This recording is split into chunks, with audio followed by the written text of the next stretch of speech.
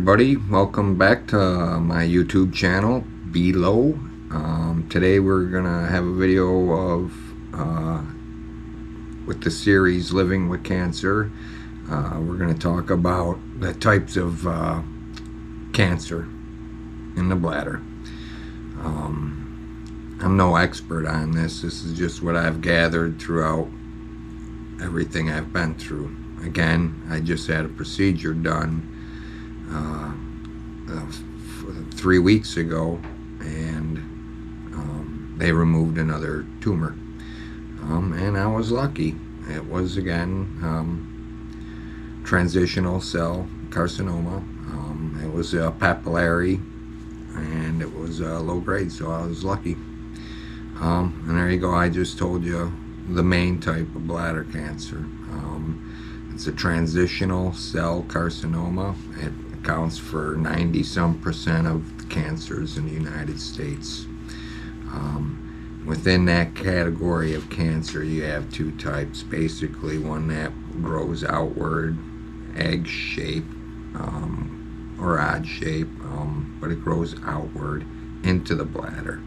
The other one is a flat. It just stays flat on the bladder surface.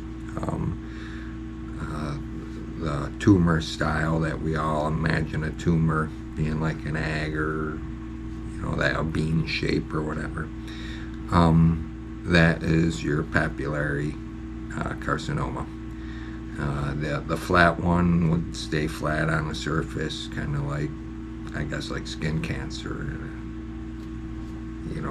It's going to look like a wound on the surface, and that's what we thought my last diagnosis was, because it was towards this, it almost looked like a scab.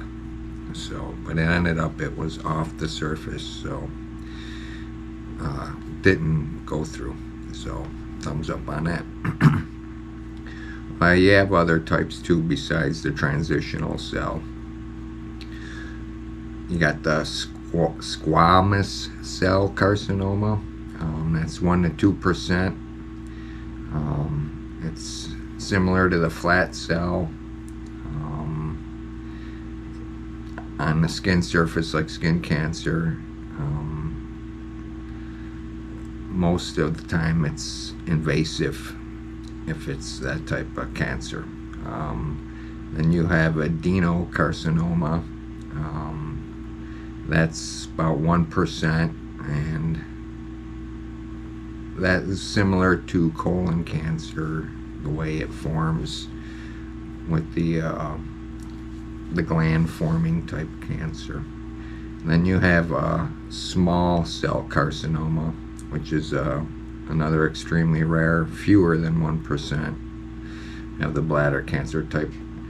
It develops in neuroendocrine cells, similar to the nerve endings, kind of like it's all basically where the cancer begins, what type of cells it's attacking. And again, the most common one is a transitional cell carcinoma, and that is what I got in my last diagnosis and got removed, which went very well. I was in and out. Procedure went well. Didn't need a catheter. Very minimal bleeding.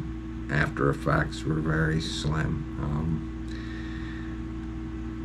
So it was one of my better ones. And again, the different types of cancers too, also what kind of stage they're in. Are they floating on the surface, independent? Are they into the bladder wall surface a little bit? Are they through the bladder wall surface? Are they into the muscle? Are they through the muscle? And here I'm going to show you a picture of what I was just talking about. Your different stages will be in that picture. For example, if we were to look at the T1 stage, it's through the bladder lining.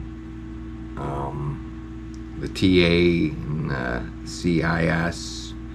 Those types are on the surface.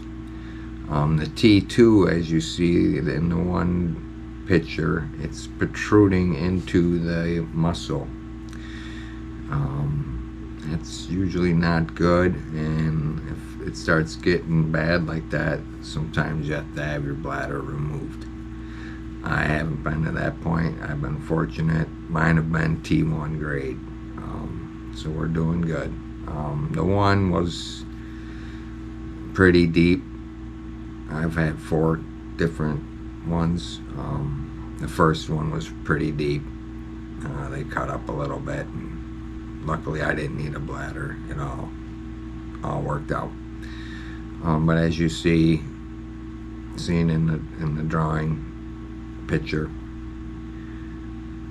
that's how it's basically determined what grade. And bladder cancer does metastasize and can spread throughout your body. There are some typical areas that it likes to spread to. You can look them up. It's basically things in that area: lymph node, kidney, different areas that it'll go to. You got to pay attention. Same with your PSA score, your prostate. Stay on it. For me, it was smoking caused it, and most likely, you never know what really caused it, but and try to do our best to, get through it. So I was lucky. I'm not gonna need any further treatment. We're gonna go back to a 3-month scope and take it from there.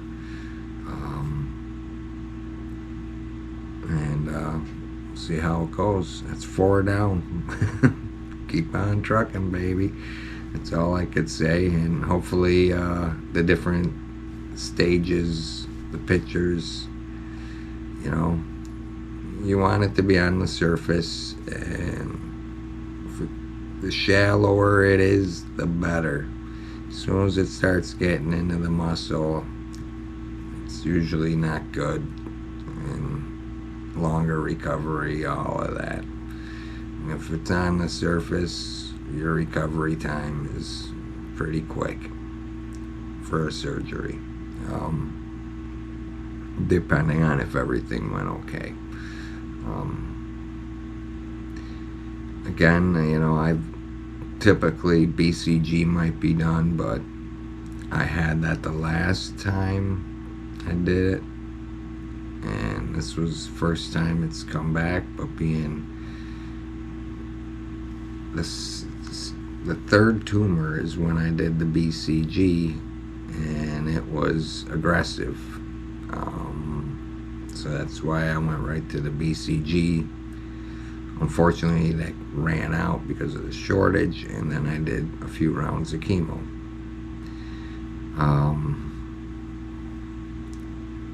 And it tore me up, man. I'll tell you, weird things were coming out. And but we got through that, continued with life, and about a year later, a little bit later is again when this came back. It seems like right around January. I don't know what it is, but I'd rather it be January up here in Buffalo, because I can't ride my motorcycle if it's all crappy weather outside. So let's get it out. Let's go get through the summer. One day at a time, baby. One day at a time. Well, I hope this video helped you out. And if you liked it, hit the like button. Subscribe to my channel. Hit the notify if you want to see the next one. I will be coming out with a few more. I'm going to talk about surgery day, what to expect and all that. That'll be a video. Maybe the next one. Yeah, we'll see. All right, everybody. God bless. Peace be with you.